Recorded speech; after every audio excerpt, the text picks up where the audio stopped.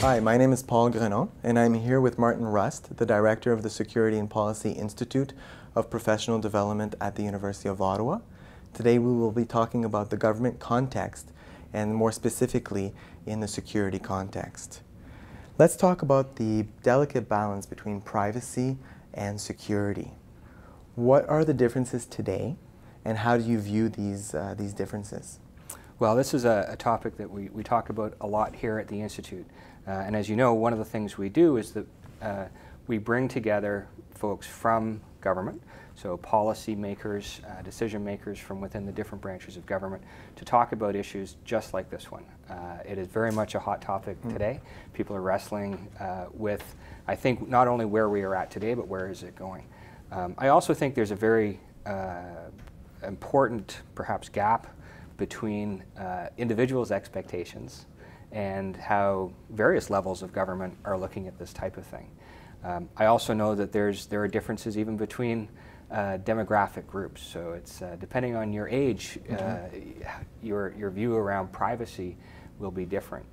I think one of the things I'm observing today is that privacy is becoming more and more of a personal issue, and something that we need to take more control of ourselves.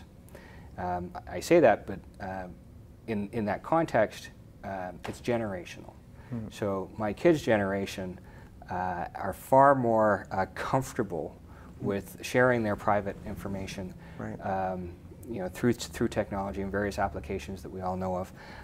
They have a much higher comfort level with doing that than, say, my generation, or certainly more so than our parents' generation.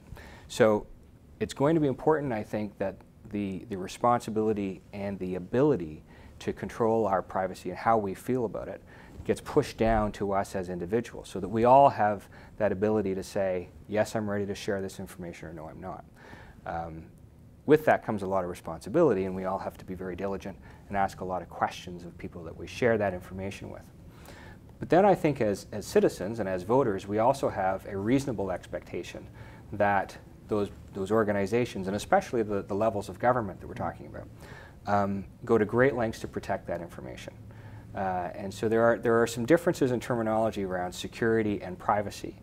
And security is something that we expect as citizens to provide for us. So whether it's a national defense kind of security, where there are boots on the ground, more and more today it's becoming a software-defined kind of security in the cyberspace. And we were talking earlier about various hacks and breaches of that. And I think this is an area, as citizens, we have an expectation that governments are going to provide that level of security. It's a delicate balance, but I think we're very fortunate in Canada that at the national level and at the provincial levels, privacy is something that we do quite well. And privacy in terms of the legislation that we have and the understanding by lawmakers that we have. If there's an area where we need to do better, it's probably in educating citizens and educating people on the tools that they have and the responsibilities that they have. And do you see the private sector being the leader in this, or is the government out in front? Well, industry certainly is a leader in terms of being able to provide tools. So I would suggest that the governments always are playing catch up as far as the technology is concerned. Industry and private sector always tend to be a bit on the edge. And so we see it in the financial business, for instance. You can do a lot more things with your smartphone around your banking and depositing checks and those sorts of things that you can't do today with the federal government. So the tools are there, the technology exists to enable private citizens to have more control. And so I think that's a good thing. When we as individuals have more control over our lives and over our information, I see that as a positive thing. Well, thank you. My name is Paul Grenon, and I had the pleasure today of speaking with Martin Rust, the Director of the Security and Policy Institute of Professional Development at the University of Ottawa. Thank you, Martin. Thank you.